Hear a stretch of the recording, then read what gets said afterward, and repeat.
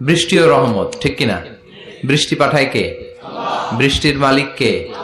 বিশ্বনবী আকাশে মেঘ দেখলে বলতেন আল্লাহুম্মা সাইয়্যিবান নাফিআন, হে আল্লাহ তুমি ভালো বৃষ্টি দাও। কেননা এই বৃষ্টি দিয়েও আল্লাহ অনেক জাতিকে ধ্বংস করেছে। বৃষ্টি দিয়ে মানে অতিবৃষ্টি দিয়ে আল্লাহ বন্যা দিয়ে গোটা দুনিয়াটাকে ভাসিয়ে দিতে পারে কি পারে না? এজন্য মেঘ দেখলে এত আনন্দিত হয়েন না। বৃষ্টি দেখলে অনেকে গান বাজায়, আছে না নাই? এই বৃষ্টি ভেজা রাতে তুমি চলে যেও না, গান গায় না? না, আপনি আল্লাহর কাছে দোয়া করবেন আল্লাহুম্মা সাইয়্যিবান নাফিআন, আল্লাহ তুমি বরকতের বৃষ্টি দাও।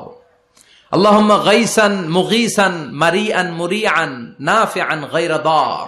বিষ্ণুই পড়তেন আল্লাহ এই বৃষ্টিটা যেন উপকারী হয়, এই বৃষ্টি থেকে যেন ঘাস লতা পাতা কিছু পায়, এই বৃষ্টিটা যেন আমাদের জন্য বরকতময় হয়, যেন কল্যাণময় হয়, কোনো ক্ষতির কারণ যেন না হয়, তুমি কবুল করো।